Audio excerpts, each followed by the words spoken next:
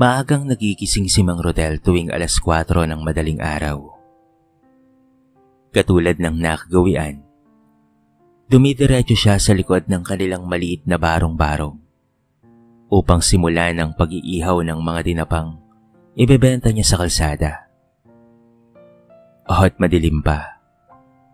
Ngunit ang apoy mula sa uling ay nagbibigay liwanag sa kanyang payat at sunog sa araw na mukha.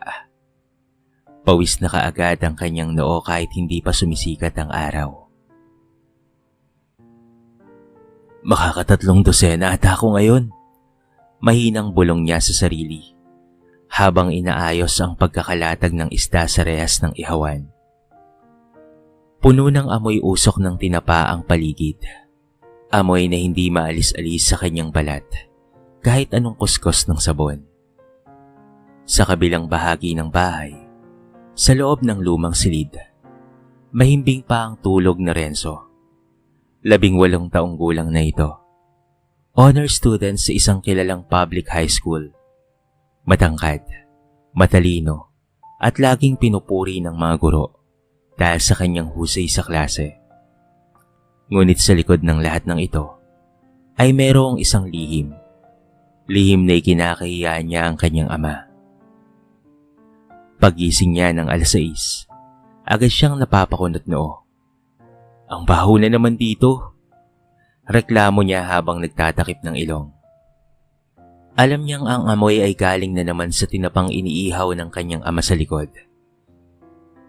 Ay naku, puro amoy uling na naman ang damit ko niyan mamaya eh.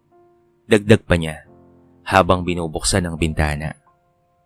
Pagkatapos maligo, nagbihis siya ng puting polo at maayos na pantalon. Habang kumakain ng pandesal at kape sa lumang mesa, dumating si Mang Rodel. Bitbit ang isang bayong na may lamang tinapa at mayroong papel de hapon na pambalot.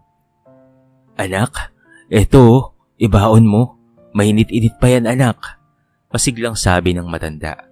Sabay abot ng balot ng tinapay at isang juice. Ngunit hindi ito tinanggap ni Renzo ng buong puso. Pinanlakihan niya ng mata ang kanyang ama. Pa, di ba sinabi ko naman sa inyo na wag kayong pupunta sa school namin? Nakakahiya kayo. Natigilan si Mang Rodel. Napayuko ito. Hawak pa rin niya ang baon ng kanyang anak.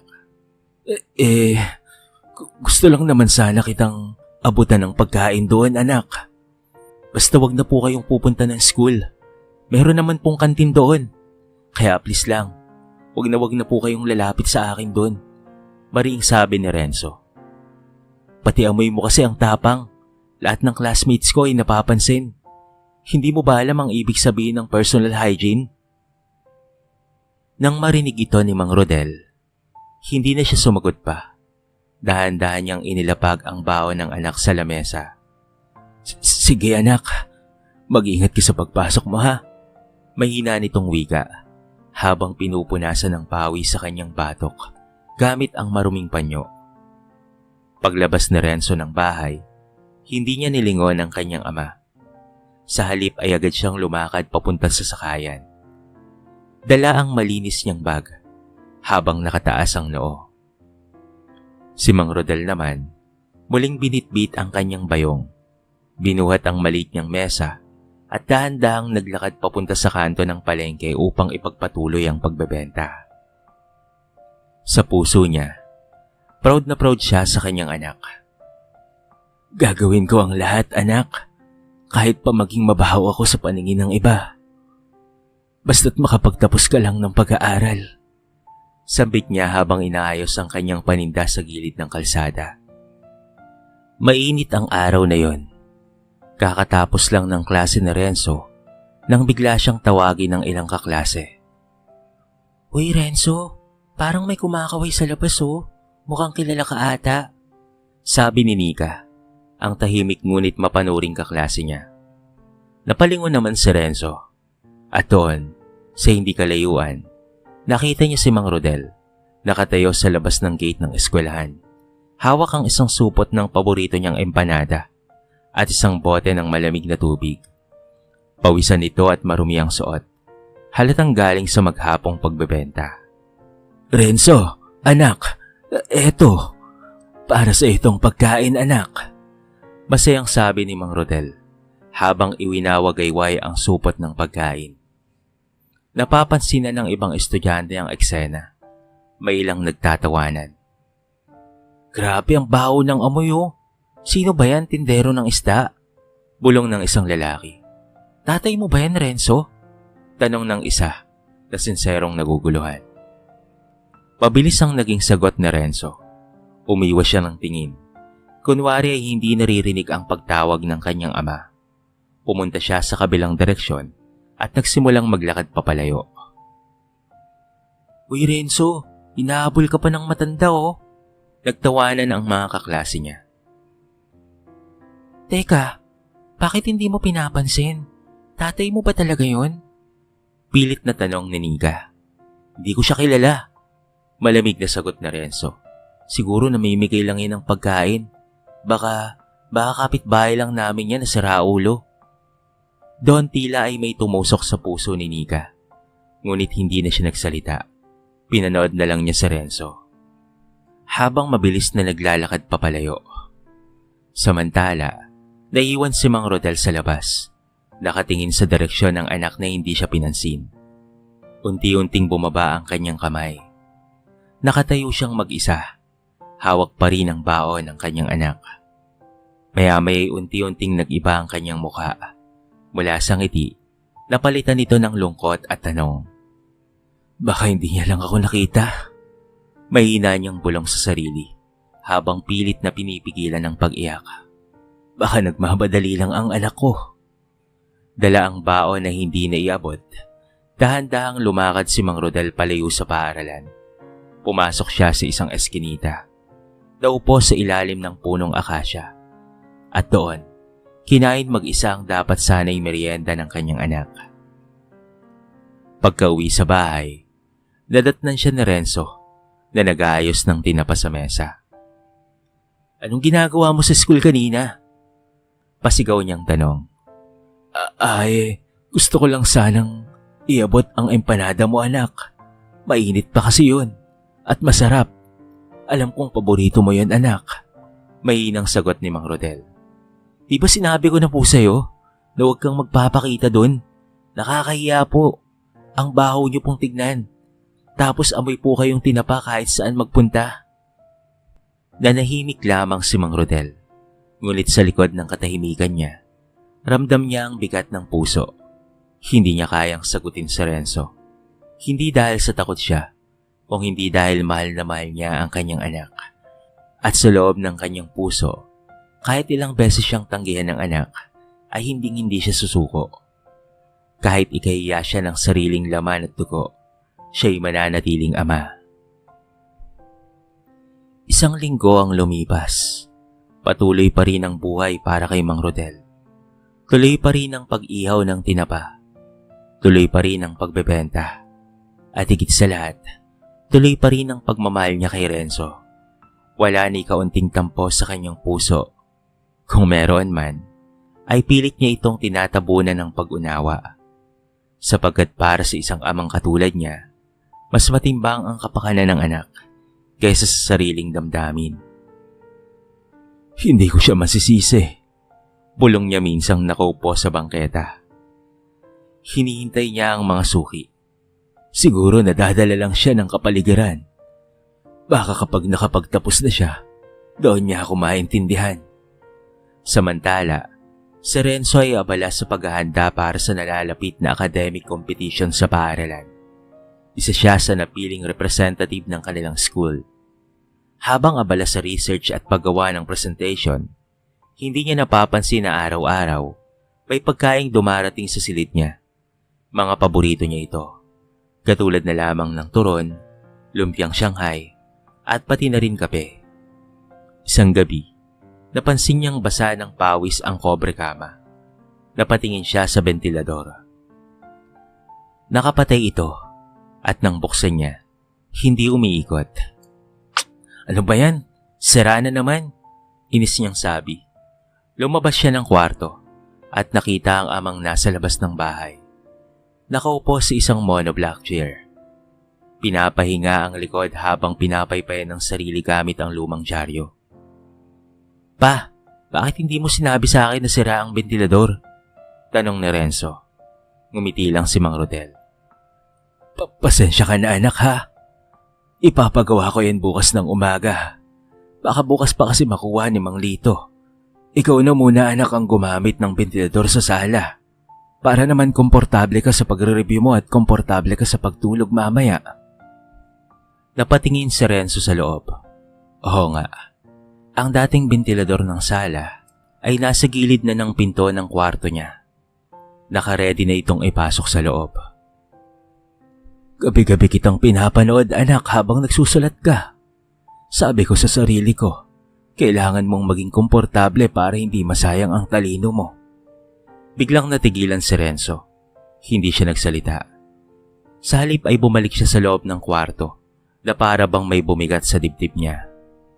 Kinabukasan, habang naglalakad siya papunta sa school, may ilang estudyanteng nadaanan si Mang Rodel na abala sa pagbebenta ng tinapa.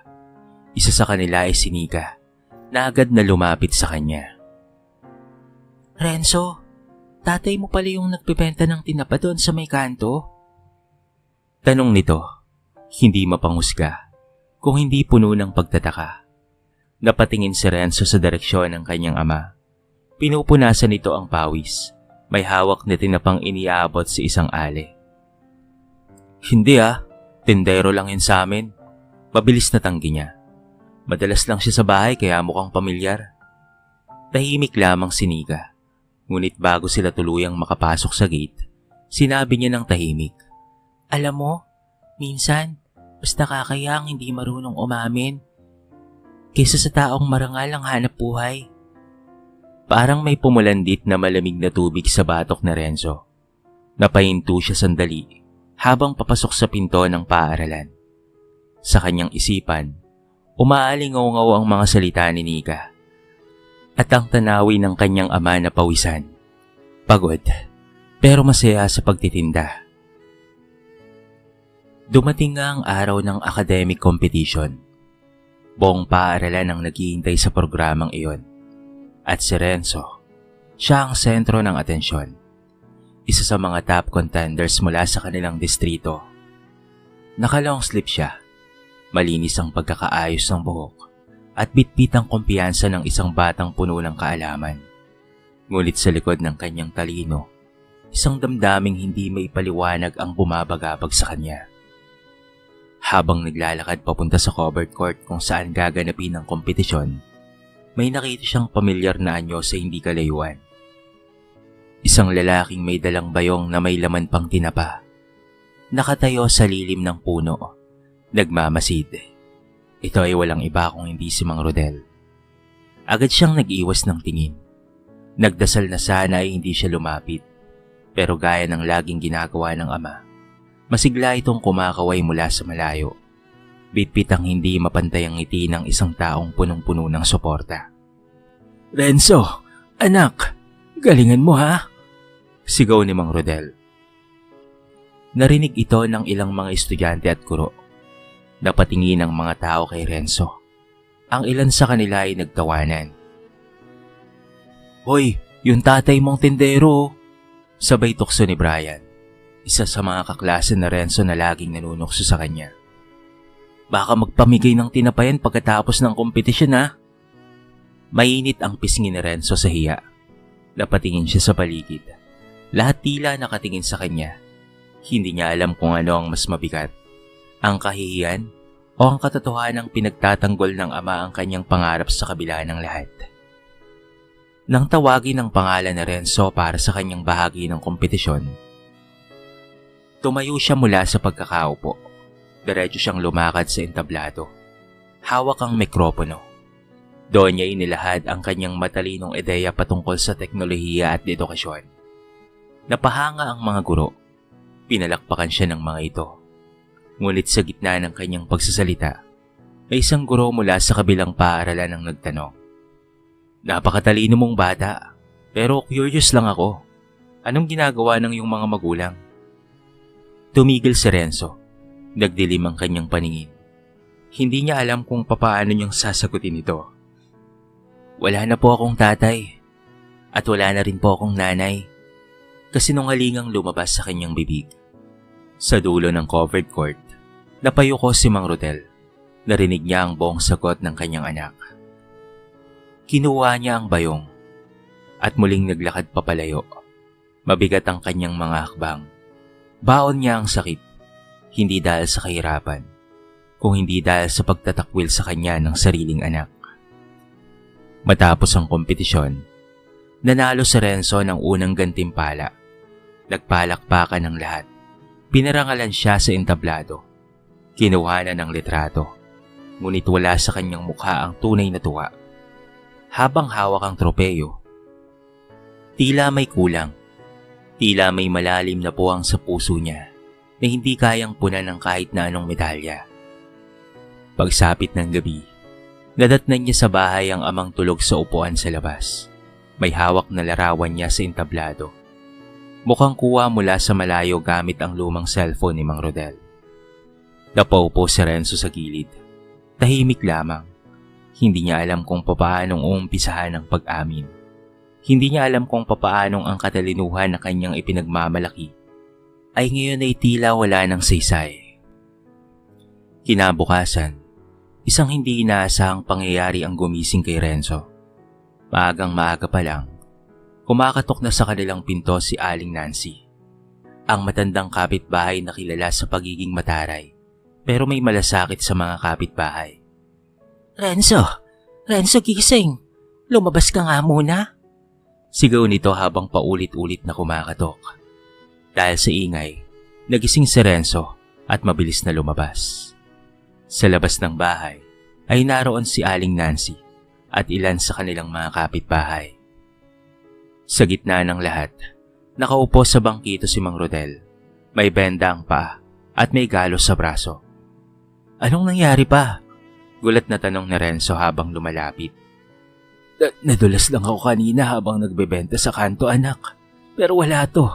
Kayang-kaya pa. Pilit ng iting tugon ng kanyang ama kahit alatang nasasaktan. Kayang-kaya raw, hindi na nga makatayo. Singit naman ni Aling Nancy. Ikaw naman, Renzo. Napakatalino mong bata pero hindi mo alam ang nangyayari sa tatay mo. Abay kung hindi pa siya nakita ni Mang Isko at inihati dito, baka naubusan na yan ng dugo sa daan. Hindi nakasagot si Renzo. Biglang namula ang kanyang mukha. Hindi sa galit, kung hindi sa kahihiyan. Tahimik siyang naupo sa tabi ng ama. Pinagmamasdan ito habang binabalutan ng braso ng telang mayelo ni Aling Nancy. Narinig ko rin yung ginawa mo sa eskwelahan. Tinanggi mong ama mo si Rodel? Diretsyong tanong ng matanda. Natigilan si Renzo. Parang binuhusan siya ng malamig na tubig. Unti-unting tumulo ang pawi sa kanyang sentido. Kasabay ng pagkatuyo ng kanyang lalamunan. Aling Nancy. Tama na ang dahilan. Putol ng matanda. Hindi mo ba alam kung gaano ka ipinagmamalaki ng tatay mong yan? Kahit araw-araw siyang amoy tinapa at pagod, pero lagi niyang ikinikwento sa amin na ikaw raw ang pinakamatalino sa klase. Yan ang araw-araw niyang sinasabi habang binibenta ang paninda niyang tinapa. Tahimik ang lahat. Si Renzo ay nakatungo. Si Mang Rodel naman, nakangiti pero bakas ang sakit sa kanyang mga mata. Pero alam mo ba, iho? Dagdag pa ni Aling Nancy. Baliwala ang talino ng isang tao kung wala siyang respeto sa magulang. Pwede kang maging valedictorian, maging profesional, maging milyonaryo. Pero kung ikinakahiya mo ang taong sumusuporta at nagsasakripisyo para sa'yo, hindi ka kailanman magiging tunay na edukado at tagumpay. Doon napuno ang damdamin ni Renzo. Hindi niya napigilang mapaluha. Tila bawat salitang binibitawan ni Aling Nancy ay naging salamin ng lahat ng pagkukulang niya. Pa, mahina niyang wika. Patawad po. Patawad po sa lahat. Unti-unting napatingin si Mang Rodel sa kanya. Nahalatang may kirot sa kanyang mga mata dahil sa nangyaring aksidente. Patawad po sa lahat, pa. Sa pagsisinungaling ko. At ikinahiya ko po kayo. Hindi ko po alam kung anong pumasok sa isip ko. Sobrang taas po ng tingin ko sa sarili ko. At nakalimutan ko na po kung sino ang nagtulak sa akin paakyat. Tumulo rin ang luha ni Mang Rodel ni hindi siya nagalit. Ang yakap niya ay mahigpit at puno ng pag-unawa. Salamat anak. Di bali na kahit amoy tinapa ko. Basta't alam kong hindi mo naman ako ikinakaya ay sapat na yon anak. Mula nga ng araw na yon, tila may malaking pagbabagong naganap kay Renzo. Hindi na siya gaya ng dati. Mayabang, mapagmataas, at ikinakahiya ang pinanggalingan. Unti-unti niyang niyakap ang katotohanan. Katotohanan na ang kanyang ama, bagamat simpleng tendero ng tinapa, ay mas mayroong pang dignidad kaysa sa kanya na puro karangalan nga lang ang taglay, ngunit kulang sa pagpapakumbaba. Isang linggo matapos ang insidente, habang nagpapahinga si Mang Rodel, lumapit si Renzo at iniabot ang isang sulat. Ano to anak? Tanong ng ama. Basahin niyo po, sagot niya at nahihiyang ngumiti. Bumungad sa sulat ang mga salitang, sa pinakamagiting na ama, hindi ko man laging nasasabi, pero salamat po. Sa bawat pawis, sa bawat araw na ibinigay niyo para sa akin, hindi ko na muling isinasantabi pa. Kung may medalya para sa pinakamagaling na ama at pinakadakilang ama, ay matagal ko na po sanang isinuot sa leeg niyo. Natigilan si Mang Rodel. Unti-unti ay tumulo ang luha sa kanyang pisngi habang binabasa ang liham. Maigpit niyang niyakap ang kanyang anak. Sa unang pagkakataon, hindi dahil sa kahirapan ang kanyang pagluha, kung hindi dahil sa kasiyahang hindi maipaliwanag. Kinabukasan, nagsimula nang sumama si Renzo sa ama sa pagtitinda ng tinapa tuwing Sabado. Maraming nakakakita sa kanya, mga kaklase, mga guro, at ilang taga roon.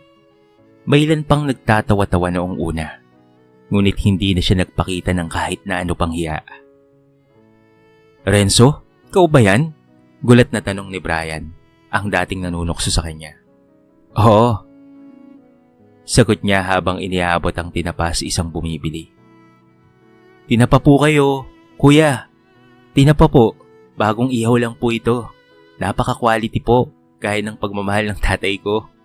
Napakunot ng ulo si Brian. Hindi niya na nasundan pa ang usapan. Maging sinika ay palihim na napangiti habang pinagmamasdan si Renzo mula sa tapat ng tindahan. Napansin niyang mas magana itong ngumiti. Wala na ang bigat sa mga mata nito. At sa halip ay meron ng liwanag sa pagiging totoo. Pag-uwi nila ng araw na yon, masaya ang ama at anak. Umupo sila sa bangkito sa harapan ng bahay at sabay na kumain ng tinapat sinangag. Simpleng ngunit puno ng ligaya. Alam mo anak, ani Mang Rodel habang umiinom ng kape.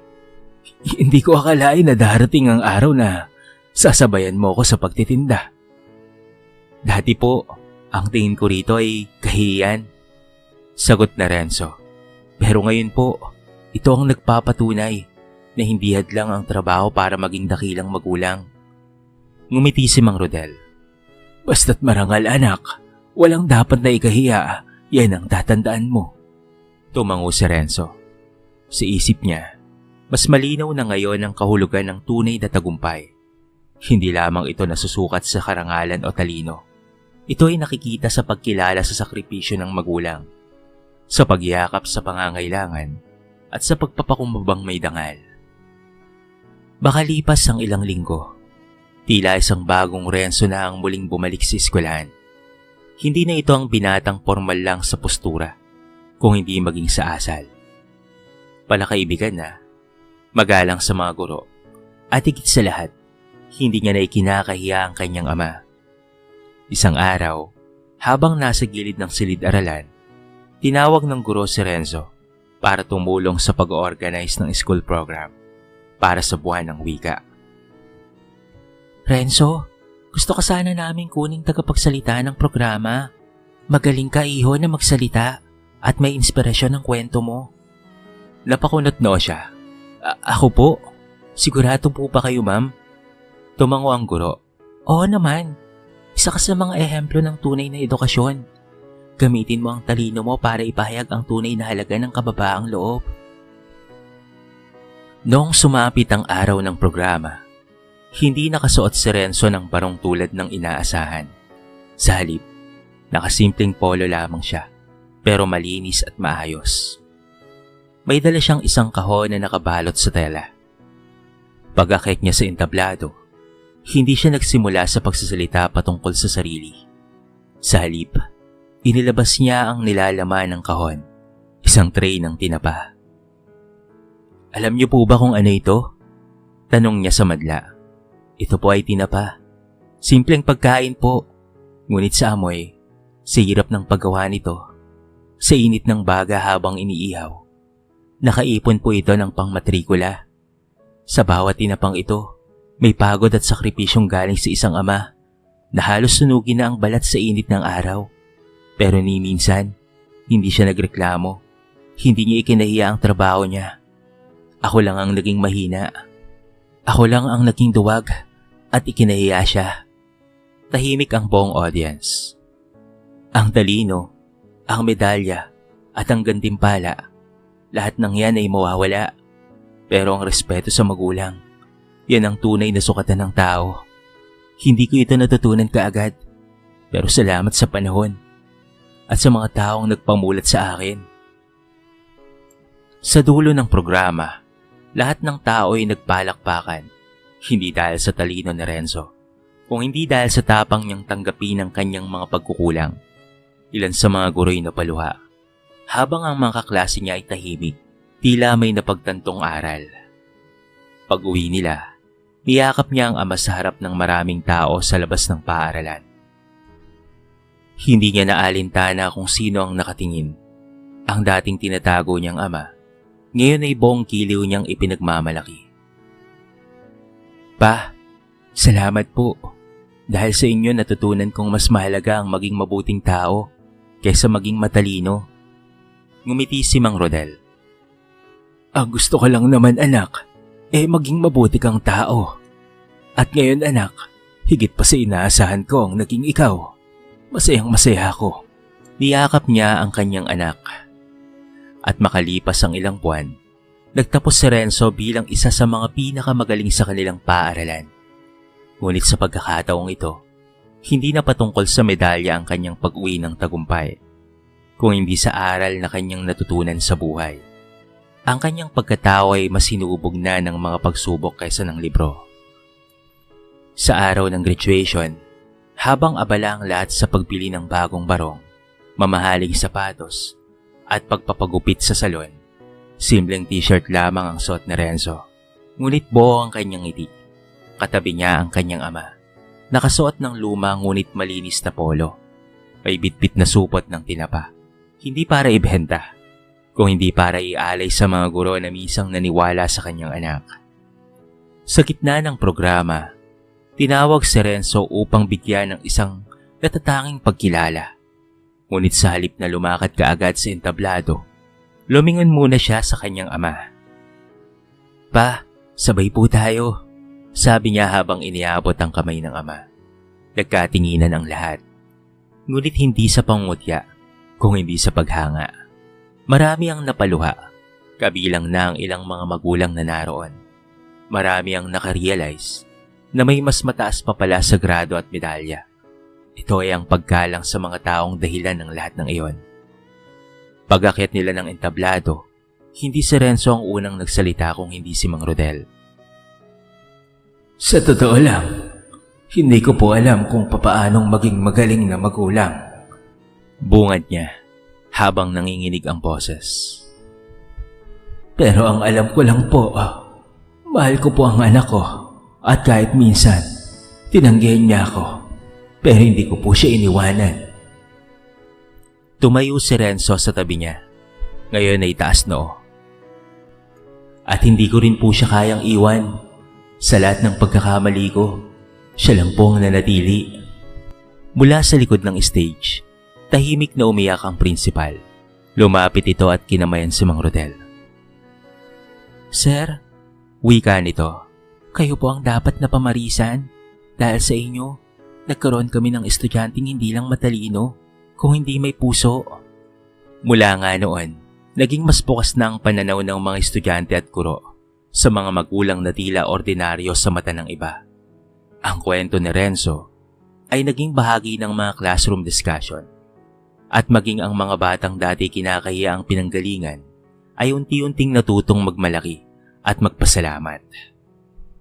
Pagkaraan ng ilang taon, naging isang guro rin si Renzo sa parehong paaralan na kanyang pinanggalingan. Hindi siya nagturo lamang ng math o science, kung hindi ng buhay. Sa kanyang unang araw sa pagtuturo, isinulat niya sa pisara. Ang edukasyon ay hindi lamang kaalaman sa aklat. Ito'y pag-unawa, pagrespeto at pagkilala sa sakripisyo ng iba, lalo na ng ating mga magulang. Sa sulok ng silid-aralan, may isang frame photo, isang lalaki na may hawak na bayong ng tinapa. Nakangiti habang yakap ang batang lalaki sa kanyang tabi. Sa ilalim ng litrato ay ang katagang, "Ang amang pinagtawanan ng mundo ay bayani sa likod ng aking tagumpay." Masaya ang mag-ama na natupad nila ang kanilang mga pangarap, lalo na si Mang Rodel. Pasaya siya sapagkat naabot ng kanyang anak ang matagal niya nang pinapangarap para dito. Nakapagpagawa sila ng maayos na bahay at ang dating barong-barong nilang bahay. Ngayon ay ginawa nilang pagawaan ng tinapa, mga quality product na minsan ay ina-export pa sa iba't ibang bansa. Masaya si Mang Rodel sa naabot ng kanyang anak. Proud na proud siya sapagkat kinaya nito. At ganoon rin naman si Renzo. Proud na proud siya sa kanyang ama. Sapagkat kung hindi dahil dito, ay hindi niya maaabot ang kanyang mga pangarap. Kaya sa mga nakikinig ng mga kabataan, ano't ano man ang trabaho ng iyong mga magulang, kung alam mong ito ay marangal, ay huwag niyo silang ikahiya. Napakapalad ng mga batang sinusuportahan ng kanilang mga magulang. Kaya naman karapat dapat lamang silang bigyan ng respeto at tunay na pagmamahal. Dito na po nagtatapos ang ating maiksing kwento sa araw na ito. Sana po ay nagustuhan nyo. Kayo mga kabarangay, anong masasabi nyo sa ating kwento? I-comment nyo naman sa baba ang inyong mga reaksyon at babasahin natin ang lahat ng yan. I-comment nyo na rin kung taga saan kayo para naman malaman ko kung hanggang saan nakaabot ang video na ito. Paki-like and share na rin ang ating kwento para mapakinggan rin ng iba. At kung bago ka pa lamang sa ating channel, baka naman pwedeng pakihitang subscribe button at bell notification button para palagi kang updated sa mga bago nating upload na katulad nito. So paano mga kabarangay? Hanggang sa muli, thank you so much and peace out!